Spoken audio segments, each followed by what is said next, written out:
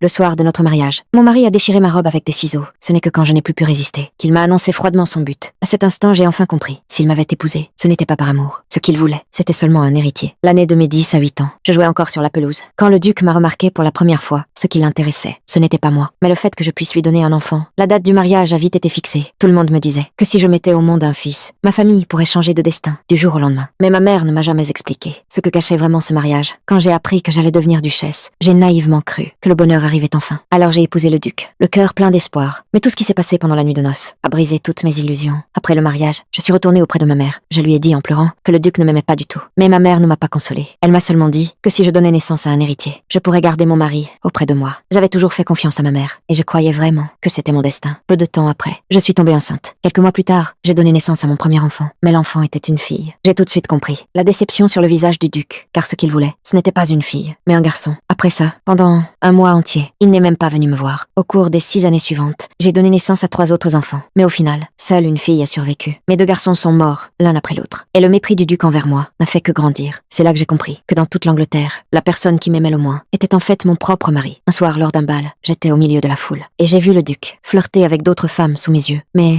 à ma grande surprise, l'une d'elles l'a repoussé. J'ai appris plus tard qu'elle s'appelait Anna. Elle n'avait pas refusé le duc par peur, mais parce que les hommes ne l'intéressaient pas du tout. Le lendemain, j'ai revu Anna. Elle m'a raconté son passé. Les blessures sur son cou avaient été faites par son mari. Plus tard, il l'avait même chassée de chez elle. Après avoir entendu son histoire, j'ai ressenti de la compassion pour elle. Alors, j'ai décidé de la ramener chez moi. Anna avait peur que le duc s'y oppose. Mais contre toute attente, non seulement il n'a pas refusé, il lui a même proposé de rester pour la nuit. À ce moment-là, je n'avais pas encore compris que le danger venait d'entrer dans ma maison. Plus tard, pendant une réception, j'ai retrouvé mon premier amour, que je n'avais pas vu depuis des années. Même après tout ce temps, les sentiments du passé sont revenus doucement. Anna a compris ce que je ressentais, et elle m'a encouragée à écouter mon cœur. Mais j'étais duchesse. Le moindre de mes gestes pouvait devenir un sujet de discussion dans toute l'Angleterre. Je savais que lui et moi, nous ne pourrions jamais passer notre vie ensemble. Mais savoir que nous avions encore des sentiments l'un pour l'autre me suffisait déjà. Pourtant, quand je suis rentrée chez moi, 2 serviteurs au visage tendu se tenaient devant la porte. Je n'ai même pas eu le temps de demander ce qui se passait, que j'ai entendu la voix de mon mari à l'intérieur. À cet instant, j'ai compris que la personne qui m'avait trahi n'était pas seulement mon mari. Il y avait aussi Anna, celle que j'avais moi-même ramenée chez moi. J'étais tellement déçue que je n'arrivais presque plus à parler. Le duc savait très bien qu'il avait eu tort, mais il a retourné la faute contre moi, en me reprochant de ne pas avoir réussi à lui donner un garçon. Le lendemain, je suis retournée chez mes parents. Je voulais trouver un peu de réconfort auprès de ma mère, mais elle m'a reproché d'avoir fait entrer le danger dans ma propre maison. Elle m'a dit que la seule solution maintenant était de continuer à donner un héritier au duc. Mais je ne pouvais plus accepter ce destin. Malgré tout, pour ma famille, je suis retournée auprès du duc. Quand je l'ai revu, je n'avais plus envie de lui dire un seul mot. Mais le duc m'a poursuivi, jusqu'à me coincer dans une chambre. Mes cris ont résonné à l'intérieur. Anna se tenait dehors, mais elle n'a même pas osé poser une question. Je ne sais pas combien de temps a passé. Je suis restée allongée sur le lit, comme si toute envie de vivre m'avait quittée, pour m'empêcher de revoir Anna. Le duc m'a enfermée dans